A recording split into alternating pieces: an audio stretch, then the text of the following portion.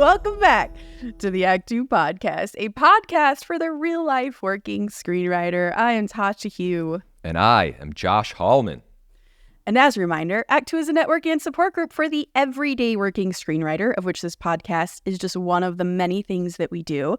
Thank you for joining us here. You can also join us on Patreon, patreon.com/ActTwoWriters, where we have a chat community where people can ask any questions of each other, of ourselves. They can talk about their writing problems. They can pitch things if they want. Mostly, I think so far it's been a lot of just like, hey, have you guys watched this show? And what do you think of it? And hey, I have this log line problem. What do you guys think?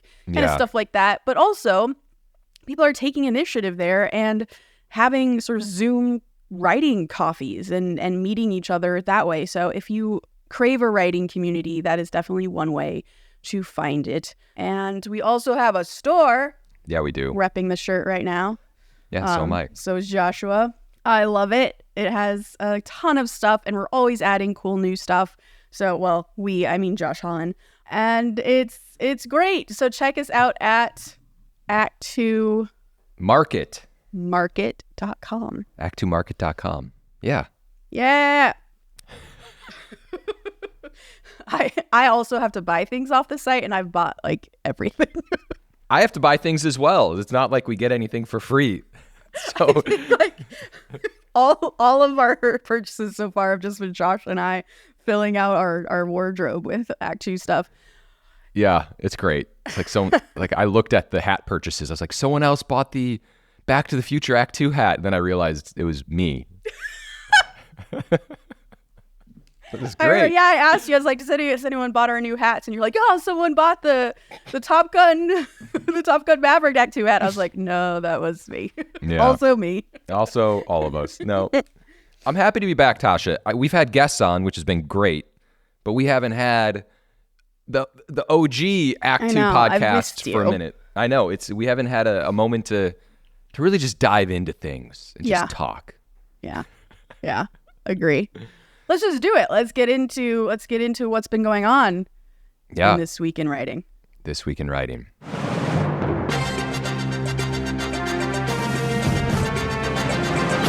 This week in writing.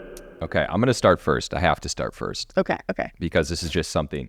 Because we've had guests on for as long as we've had guests on, we haven't really got to talk about things, Tasha. Yeah. And something happened over the last few weeks, which might be it might exist now and people might be past it, but I'm not past it because I wrote it down. That's been carrying over in my This Week in Writing for weeks upon weeks upon weeks. And that is that there was a Tomb Raider date announcement. Yeah. And we never talked about it. I know. It just happened. It just went by because we had guests. I was going to interrupt all of our guests and just do it. But Tomb Raider's coming out in October 10th. October 10th on Netflix. It's nuts. Is it all the episodes? I think they're going to drop all of, yes. Yeah. I don't know why I'm asking, like I don't know the platform of Netflix model. Yeah. Well, I mean, like, so I'm watching Bridgerton now, and they did like half of Bridgerton and then are going to release the second half. I guess they did later this week. Oh. But my show's not Bridgerton. So it's not as big as Bridgerton. So. It's bigger than Bridgerton. I've never even seen Bridgerton. I know all about it. Listen, at the Video Game Awards this last year, they said they voted, and the most iconic video game character of all time is Lara Croft. So it is a big deal. I think it's bigger than maybe Netflix realizes it is. Wow. Well, I can't wait to watch it. Thank and you. It's going to be the greatest show on Netflix. Mark my words. And there's a lot of shows on Netflix.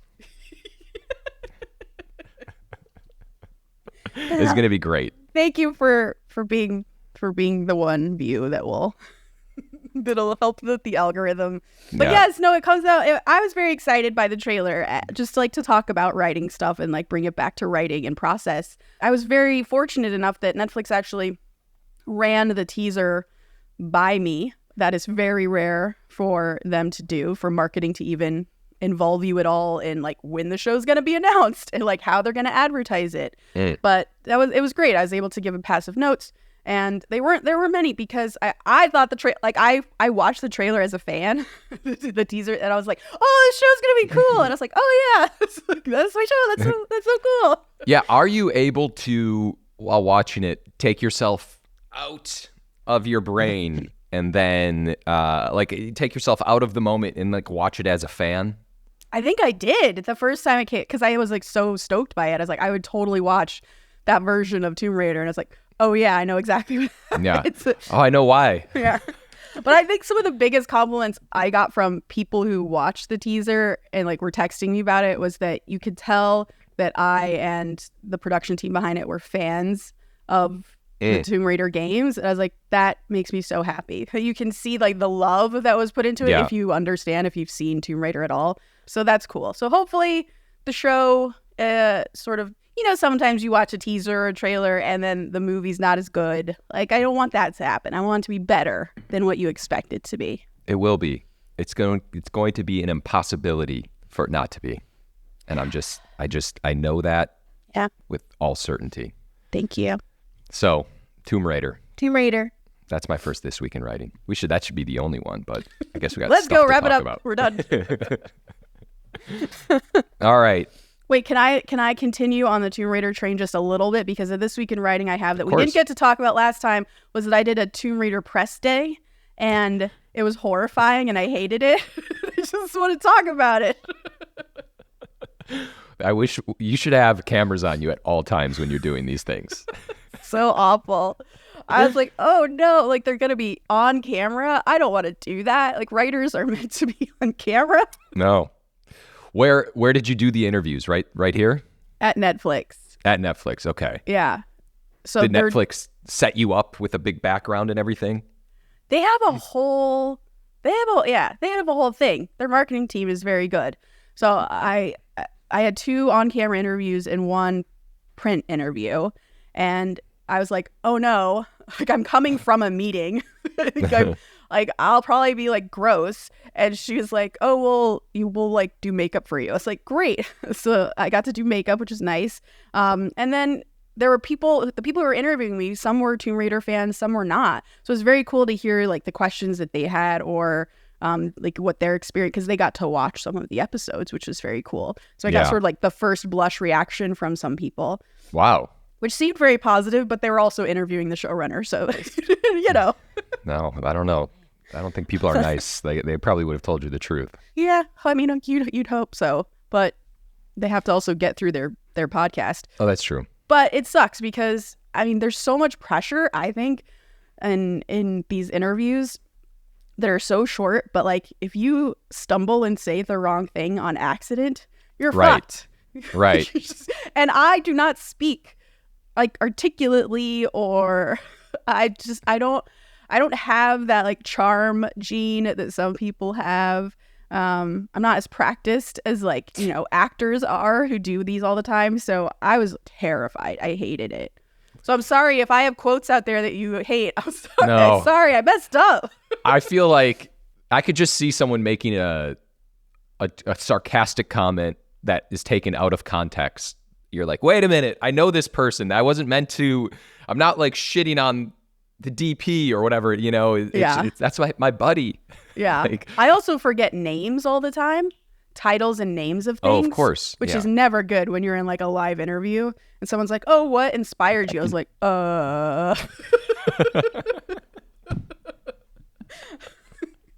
just birds flying through my head.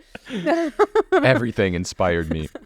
I can't wait. Are the interviews out right now, or are they? I think they're going to come out because there's some spoilers in them. So they may come out after the show is released. I'm not sure. Yeah, like, why did you kill off Lara in episode 1? Because she's not the real hero of the show. We're taking the He-Man route. I'm just going to kill He-Man in the first episode, kill Lara in the first episode. Wait, is that what happened in He-Man? The new He-Man show, yeah. Is it really? Yeah, they kill He-Man. I think in the pilot. It might be episode 2, but yeah. Oh. That's out right now, right? That's out, yeah. He-Man's out. It's not a spoiler. It's been out for a while. Oh my God. All right, well. So I was starting a new project. An outline. actually that you've read, which is going to kind of segue into everything we talked Will, about today, yeah. but we still have other This Weeks in Writing. And I was reminded by how difficult it can be to start something. Mm-hmm. And to be honest, the last thing that I wrote new was with you, which, by the way, was much easier when you're with someone to be like, all right, How do where we does this start? yeah, where does this begin? And I was trying to start this idea, and like I was procrastinating as well. And I had all of these ideas in my head. And so I started to just put those ideas down in an outline form. And I was like, then I think this could happen. And then this is what that relationship is. And this is where I would get like, just like these fragments of ideas. But as I kept putting them down, the more I started to understand the story. And it's so obvious, but it's just a reminder that just getting things down is the only way, at least I think, to kind of like push through. That's it. That was just kind of a reminder for me. Yeah. Of starting anything. I think that happens with every script. I don't know. You just have to like just write. Yeah, I mean, I think that's a good point to make because a lot of people are paralyzed by fear of the blank page or fear that it's not going to be what they envision it in their head. So why even start? Or whatever fear prevents people from just getting started. But you're right, like the more you start, the more it just sort of spirals on itself and builds like a avalanche in a way, just kind of like rolling. And then, Totally. Then you can fix all the shitty stuff later, but at least you turned in something. You surprised us all and were like, by the way, here's an outline of a new spec idea. What? Like, when did you even have the time to do this? Listen, it was great. But yeah, you're right. You get paralyzed by, like there was whatever. I'm just bringing this up. There's a moment in it where I just put down like, there could be a zip line in this. And it made no sense at the time. But as I kind of was like throwing things at the paper, the more I was like, oh, okay, this is how this could be this. And this is in the second act. I can make it work. Yeah. And this is how the two characters will interact with this. And so that's it. If you're starting an idea or if you're rewriting or you're paralyzed on something, just freaking jot stuff down. Yeah. That's my This Week in Writing. I've 100% done that, by the way, where like I want this thing to happen and I have no idea how to get to it and I have no idea why it's going to work, but I will fucking figure it out because I think it's such a cool moment, you know? Yeah. Okay. Well, I have a newsies though. Should I wait? Are you still This Week in Writing-y? I just want to say one last thing. Okay. It has occurred to me that we are halfway through the year of 2024. So it's that mid-year check-in. Let's do it. If you have the goal, I'm not saying we do this part right now, I'm just saying if someone has made goals in the beginning of the year, which feels like we just made that episode, I suggest maybe taking a look at it, doing a little gut check, see where you are, and just, check it. You're halfway through the year. Can we do a Goal Buddy check-in? Yeah. Mid-year check-in as an episode? Yeah. Yeah. I'll actually like gather my notes from the January episode we did and see where I'm at. Let's do it. Let's do it. Okay. All right. My newsies. Newsies. I don't know what our jingle is for newsies because it's been so long. All right. So there was this article in the Ankler where Greg Marcus, the CEO of Marcus Theaters, did an interview, and the headline was, "An exhibitor fires back at the gloom." So Greg Marcus, he owns this series of theaters that are mostly in the middle of the country. And basically he talks about how all of this doom and gloom that he keeps hearing about the film industry is dying, theaters are dying, all of that, he says he feels is very dramatic and not accurate. He said actually a few things that I thought were super interesting. One was, he said, I went to LA recently and I went to one of their sort of main theaters and I was kind of shocked and appalled by how lame the theater was. Uh-huh. And he was like, in the middle of the country where a lot of his theaters are, we have all reclining seats. They're all reclining. The food is really good. We have he says we have wood fire burning ovens for pizza. Like, we have good food at his theaters, he was saying. Oh my God. And you go to LA and you go to New York and some of these theaters are still like really shitty. Like, get up to speed. And it's funny you said that because I was just visiting my parents who live in a small town in Arizona, and they have the cutest little movie theater called The Picture Show. and the tickets are like $8, and they all have reclining seats, and it's amazing. So I thought that was interesting because why doesn't Hollywood itself have better theaters to drive people to these theaters? Yeah. We just saw a movie last week, Paul and I, and the seats were so gross. I was like, I don't even want to sit in this seat. Yeah. So that was one thing he said that was interesting. So yeah, that is because I've been to, like, we'll go to the iPic in Westwood, and the seats are becoming gross, just gross, like some to the point where I'll like even wipe them down. And these are big reclining seats with food, but I fully understand. And maybe there's an arrogance in LA and New York where it's like, hey, we're the industry, so people are going to see these movies no matter what. I don't know. I'm just kind of spitballing here, but I completely agree that theater going experience is not as great as it should be. That's what would drive people into the theater more. Yeah, comfort and the comfort, getting out of the heat when it's summer. Yeah, just having somewhere nice to go. When you go back home to Wisconsin, are the theaters better, different? To be honest, I haven't seen a movie in Wisconsin in a very long time, but I do know they have some nice. Then there's some rundown ones there, but there's still a budget theater, by the way. I don't know if you. We didn't have that. No. Oh, it's like $2 or $1. Nice. But it's movies that have been out forever. Right. But at this point now they're like for free on Peacock. Right. But Yeah. anyway, that's pretty cool because you can still see it in a theater if you want to. That's it's great. disgusting. Those are disgusting theaters. Can I just follow up one more thing on that note? So I actually was going to send you something after that article. I get the Hollywood Reporter, as you know. Yes. And there's an article. Print version. We should the print be version specific. of Hollywood. Yeah, bringing it back. And there was an article with the vice chairman of NBC Universal named Bonnie Hammer. And she discussed how the current panic in the industry is a little overblown. Yeah. And it did make me wonder if it's I'd listen, it's not great. It's bad. But also it's just, there's a lack of optimism. Yeah, the self-fulfilling prophecy that you like to talk about. It's like if you think it's bad, you're going to act as if it's bad, and therefore you're going to make it bad. You're not going to buy things. You're going to be too scared about things, and therefore that will affect sort of production line. So Greg Marcus talks about this. He blames studios for making shitty movies that are too long. Basically, he says it's not the audience or demand that's the problem. People actually want movies in theaters. They want that experience. It's the supply that's the problem. There's not enough movies coming out to drive people to continue to come back, and there's not enough good movies coming out. And he specifically talks about Barbenheimer, and he's like, people have such a short memory. People loved going to the movie theaters for these things. Event movies, like they want that stuff. Give them these things. And then he also talks about the horror movie Megan when that came out. He said he personally went with some friends and the theater was just full of teenagers on a Friday night. And he's like, teenagers will always be teenagers. They will always want to go to the movies because it gets them out of the house. It gets them away from their parents. Yeah. And we just have to give them things to watch, things that will make them laugh and cry and feel things and just have fun with their friends.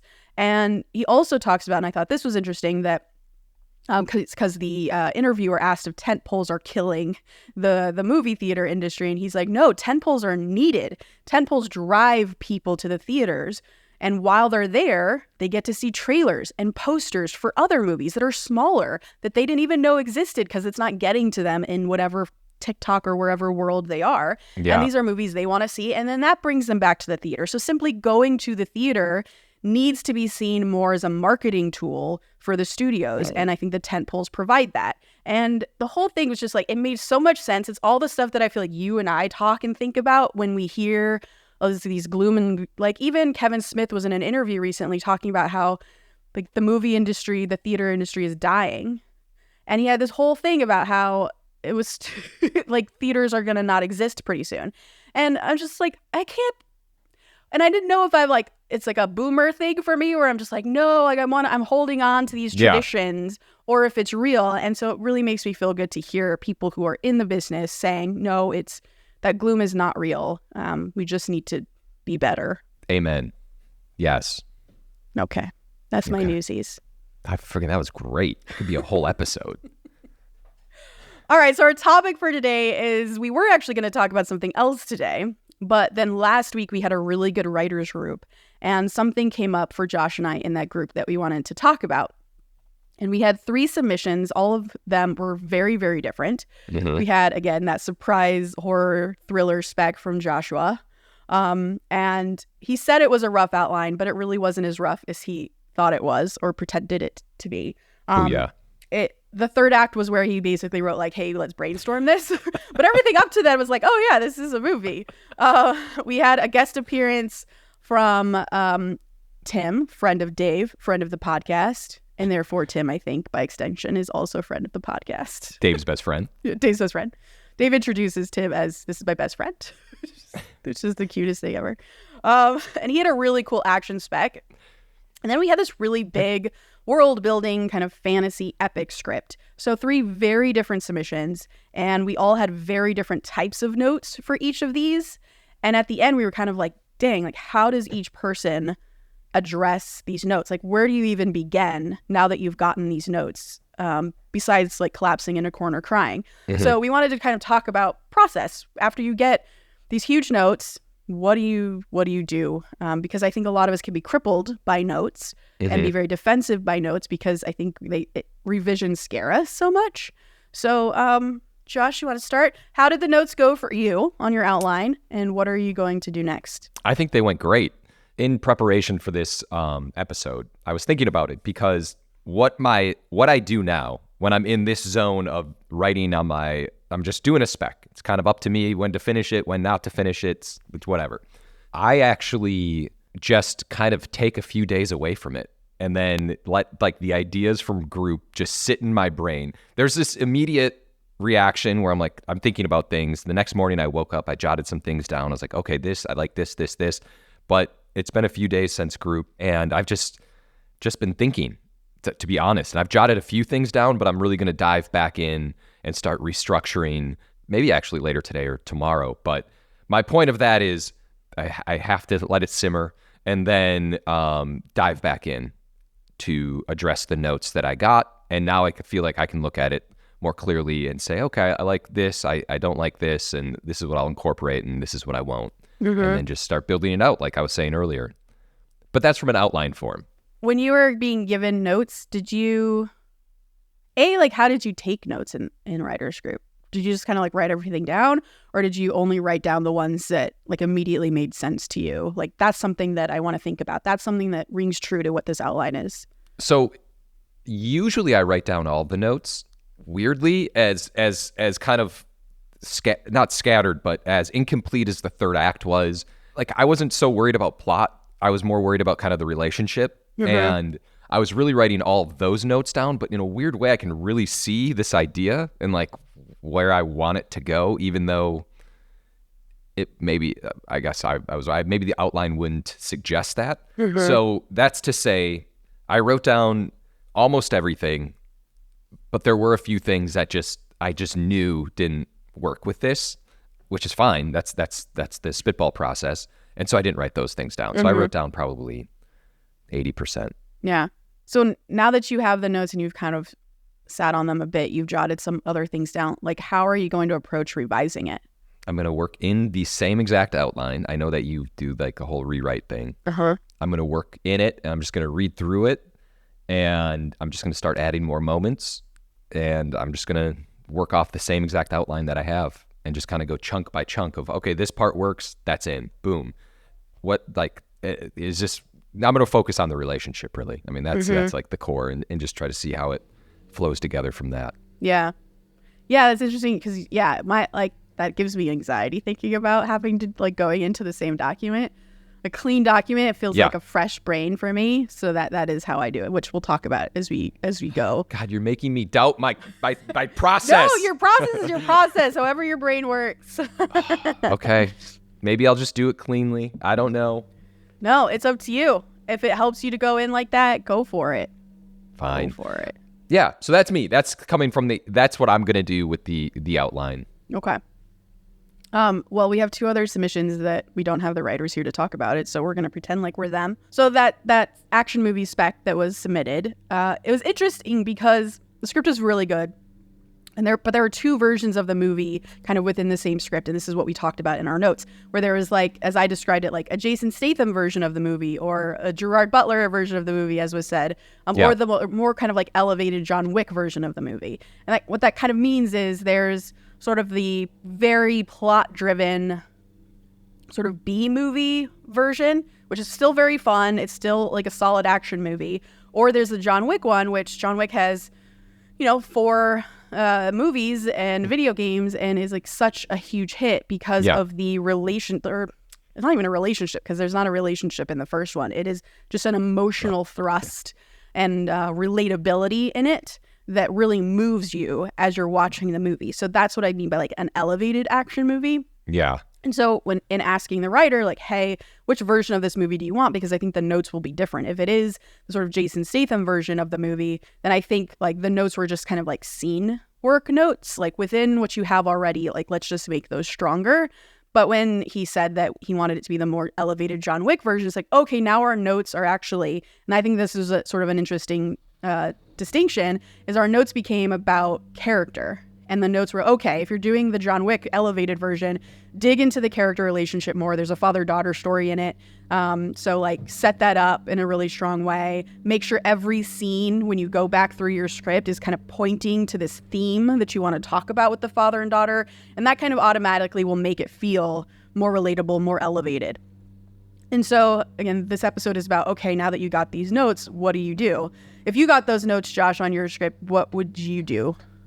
So I was thinking about this. If I were in that position, and by the way, the script is great. Like it is like that father-daughter relationship that was in there. I think in this case, I would probably take a step back and really just think to myself, maybe even write out, okay, what is this relationship? What happened? Just have like the backstory grain. I'm sure he had all this stuff. I would probably go scene by scene and just say, where is the relationship in this scene? How can I sprinkle it in? Even if it doesn't seem like it should be there, I would probably go scene by scene to see where I want this end of the relationship to be.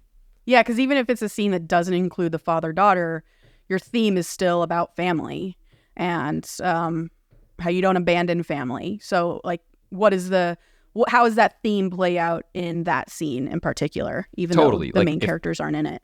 If the main character or if a side character is in a room talking with someone, there somehow could be someone alluding to their family, or there could be, like, I feel like those little things make a huge difference. Yeah. It's like in John Wick, when they find out, like, you killed his dog. Yeah.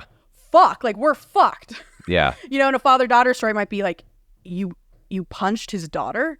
Are you fucking kidding me? Now he's going to kill all of us. Like, it's the same, like, that could be how we hit on the theme or the idea of it. So, totally. It's interesting. How would you approach it? I would write out each scene on a note card. I go backwards. When I get notes like this, and I do this all the time for my own stuff, I go backwards. I do note cards. I write out each scene on a note card. I tape them up on a wall or I lay them out on the floor, because to me, you literally get to see the whole movie right there. Whereas if it's in final draft, you're seeing one page at a time, and that feels very overwhelming. I can't see scene 50. I can only see scene 1 at a time. You know what I mean? So like now if I have cards, I can see the whole movie, and it just really helps me. I can kind of see like, okay, this scene here doesn't actually service my new family theme that I want to talk about. So maybe I either get rid of it, or I think about if it is important, maybe it's really important to the plot, or that was intended to be a really important scene about my villain. Then, okay, now I need to rethink the shape of this scene and what it's about, and how do I point back to my theme within this scene. But now I can see it clearly in how it's functioning in the movie as a whole when I have these note cards in front of me. I do that as well. That actually, when I am in a script, and if I am in the position of one of the other writers, I will do the note cards. Afterwards, I'm like, okay, something's not working here. Same way we did this ourselves. It's like, I need everything in front of me, and I need to be looking at it, or wherever it may be. Going back to my outline, when I'm still in like outline form, for some reason, I can still just work within a document, because to me, I'm still kind of putting the pieces together. And then when I feel like I'm done with the outline is when I then go to more of a note card form. I think that makes sense. Yeah. Missed a big part there. But yeah, because it's still like incomplete. It's like still raw. So like you're just in the raw space anyways. Yeah. But I think you're absolutely right. And it's so tedious to do. But once you do it, I feel like it's so much better when you get the note cards out. And just to be specific, what you do and what we've done, I don't know if this is what you do, but you have a whiteboard with note cards that are magnetic, which is really helpful. I leveled up at one point, and I used to just tape index cards, which totally worked fine and was absolutely a good process, but I leveled up a little bit, and it's like I now do this in all of my writers' rooms too, and it's awesome. But that process makes it a lot easier because I used to do the cork board. I still have a cork, but like plugging. This sounds silly, but like you can talk yourself out of this. You're like, oh my God, now I have to get new note cards, and now I have to up here, and then I have to rewrite it. But when you're on a whiteboard with it's just so easy to erase and then put it back in. That's right, for sure. And then because they're magnetic, you can just peel them off and stick them in different places, and it sort of flows with the way my brain works, and clearly the way your brain works a lot more. And it's so stupid to say that, like, you know, a cork board with a pin and a taped index card and a magnetic card all work differently, but they do. There's something so kind of tangible about the writing process. You know, sometimes I need to write things by hand in order to understand it. Like there's just there's a physicality to writing that really is a real thing. And if for some reason one of these don't work, another version may work for you. Yeah. So just keep trying different things, I guess. But yeah, breaking the script down to its simplest form when you're getting these huge notes that feel overwhelming, to me has always been very helpful. Yeah. Absolutely. And it's tough when you've done multiple drafts and then you get a note that's like, oh my God, I thought I've addressed this. And it just, the small notes become like really big. Like they become really heavy. So yeah. And I think one of the biggest changes, because again, like the script is really good. So like the structure was pretty solid. One of the things that when you give a note, like, hey, the character relationship should be more forward, usually you have to look at then how those two characters, if it's a relationship situation, are introduced. So I think like our biggest sort of change that we suggested was how like the father and daughter meet for the first time for the audience in the movie, and what that's setting up for the movie to come. Like you should watch that scene when they meet and understand, okay, like this is how this movie's going to function. He's going to protect the daughter at all cost, even though she hates him. Yeah. All goes back to Act 1. I know. So simple. It's so easy. So simple, Tim. Yeah. Meanwhile, Tim's crying right now. No. Trying to do these notes. But you know what? I love, this isn't just for that script, but just any like John Wickian type revenge script. What you said is so accurate with John Wick. They were like, you killed his dog?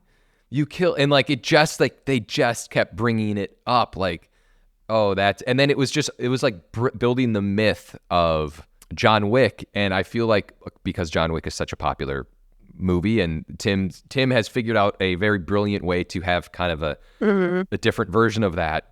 But like, oh my God, you hit his daughter?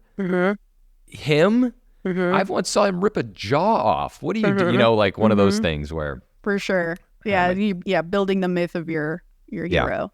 Yeah, That's so cool. And then the third submission. It was this huge world building script, a feature, and everything is cool about it. Like the hero is very cool and really unique. The world, the story, like all of it is really, really cool. But I think all of our notes were around, hey, the world is actually very confusing. Like the mythology behind all of this is confusing. And that prevents us from really diving into how cool this story actually is and can be. So that's a whole other version of notes, right? And like, I think generally we should do an episode about the do's and don'ts of world building, because it definitely brought up for me, since I work in this space a lot, that there really are do's and don'ts of world building. And that was sort of like a light bulb for me. Totally. I think I just like push through every world building thing that I do and just like white knuckle my way to hope that I've accomplished the goal in making people not confused, but instead very excited. But as I was reading this, it sort of clicked for me that, oh yeah, there are things that you can look out for as you're writing these things as a guide, basically a general guideline to making sure that your world is clear and really exciting. Also for this one, for me, I think I would also do note cards. I would break it back down into scenes, put it up on my wall, and then I would jot down what information the audience gains in every scene. Because if my notes are all about world building, which it was, then I'm going to focus on the world building stuff. Not going to focus on the character stuff. Like, I might actually save that for a different pass and only focus on the world stuff now, because that's what the bulk of our notes were. So I would write down in each card, instead of like, this is what happens and this is what the character does, I would write down, we learned that the character is a fire wizard. He uses fire for the first time as a power. He flies for the first time here. Like, I would write down those kinds of world things. Yeah. And then as I go, when I'm done with that, I would say, okay, if there are more than 2 world things, 2 new things that the audience learns in this scene, then I would figure out a way to parse it out more. Because I don't know if you felt this, but in reading it, it became very clear that your brain can't process actually a lot of information per scene.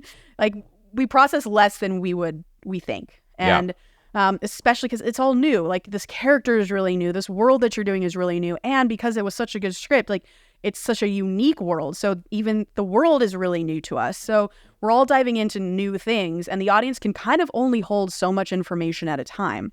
Yeah. So a big part of world building is, how do you give us little crumbs so we're not confused? Instead, we're understanding and we're excited by this new stuff that you're showing us. Yeah. In addition to that, and obviously world building is one of your superpowers, and you can kind of like dissect this. I think it was something that you had said, and yourself and Dave, I believe, is within that world building, do a pass of making the dialogue where it's a bit more on the nose.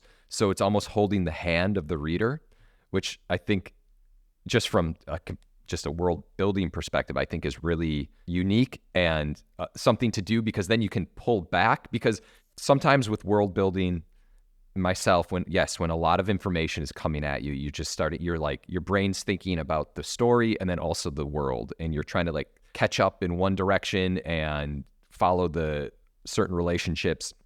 I'm not saying that happened in this script. I'm just saying that's what happens to me with world building. And so exactly what you said is just like really just peeling things back and getting very specific within the world. But I also thought interesting about the dialogue. On the nose dialogue. Yeah, I face that a lot in stuff where there's a lot of magic in the world, especially if it's magic that we haven't already seen. Like, we've seen that Superman can fly. So if a superhero flies in a movie, I don't really need to explain that. That's something that the audience kind of already understands. But I work in a lot of worlds where the world is so specific. Like, Mighty Nine is D&D. A lot of people don't know anything about D&D. So I have to write for those people. So when a sigil appears on the ground that a wizard has done, I have to somehow explain what that is. And that doesn't always mean a character says, hey, what's that sigil? And another character says, oh, it's, if you step on it, you'll catch on fire. Yeah. However, let's just say, character does a sigil on the ground, and the audience is like, what is he doing? What is that? And you have to by the way, that's important. You have to understand what the experience of the audience is as you're writing your movie. And if a character suddenly writes a sigil on the ground, they have no fucking clue what it is, but they're intrigued. Yeah. They're like, what is that? And if you don't answer it, then they're going to just be confused. So, okay, character does a sigil on the ground. Audience is asking, what is it? And then a rat walks across the sigil and just bursts into flames.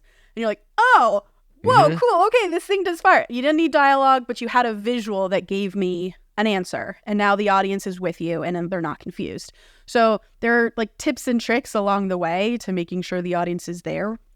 And as far as the dialogue goes, it doesn't mean you have to have bad dialogue. It just means that your characters may need to talk about the world thing that's happening. Yeah. And please make it as natural and as good of dialogue as you possibly can.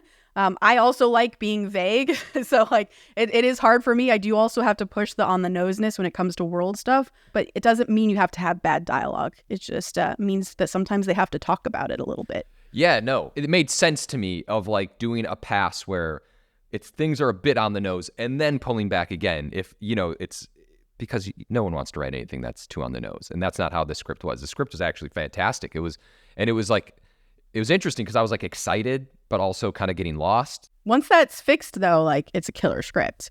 It's unbelievable. Yeah, it's great. Out. Yeah.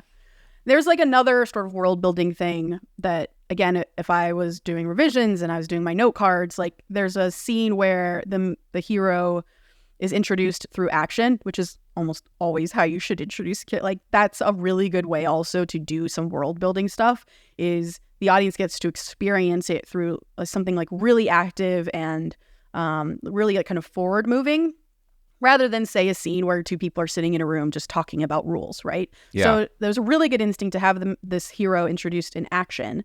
However, in that action scene, about 4 to 5 different rules of the world were given that ended up being really confusing. And it's partly because since it's an action, there wasn't a lot of time for the characters to register within the scene. Hey, what's that new rule that you just did? Or like, what's that sigil on the ground? Like there was no time for anybody to talk about it, no time for it to really get explained to us. Just world stuff just kind of happened. And I think one way of addressing that is maybe to introduce your character in a different way. Like think about potentially restructuring or rejiggering how you introduce the character. And again, my sort of overall advice at every moment of this process, not only in world building scripts and any script, but I think in particular in world building scripts where things can get confusing, is be in the point of view of the audience at all times. And how do you want the audience to experience this character in these rules? And I think the audience can only pick up on rules and details as they're experiencing them, rather than it just kind of like happening in a single scene. Yeah. So just think about and that can be as simple as describing what the sigil on the ground looks like, rather than saying like the wizard draws a sigil on the ground. As a reader too, and as an audience member, when I'm like, what does that look like? What is that process? Is it hard for him? Is it easy for him? Is it something not supernatural, but 2 words, supernatural to him? Is it Sure. Is it something he's done a million times? You know, like what does this process look like? And that will help with the world building. Just showing, being very visual. I love it. God, we do need a full episode on world building.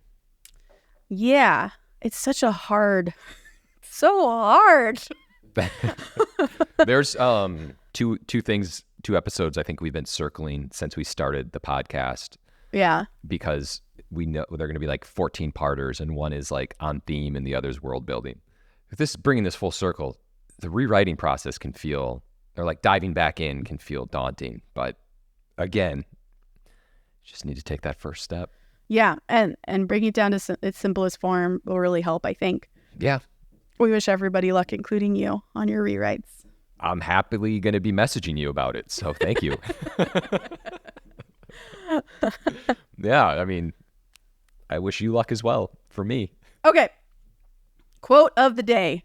It's a long one. Bear with me. For Christ's sake, write. And don't worry about what the boys will say, nor whether it will be a masterpiece or what. I write 1 page of masterpiece to 91 pages of shit. I try to put the shit in the wastebasket. Ernest Hemingway, in a letter to F. Scott Fitzgerald. Okay, please remember to rate and subscribe. Follow us at ActTwoWriters for more awesome writing stuff. You can follow me, Tasha, at Story Thursday on Instagram, or on Twitter at Tasha 3.0. I am Joshua Hallman on Twitter and Josh Hallman on Instagram. And as always, the Act 2 podcast is a production of Act 2, a network and support group for the everyday working screenwriter. This episode was edited by Paul Lundquist.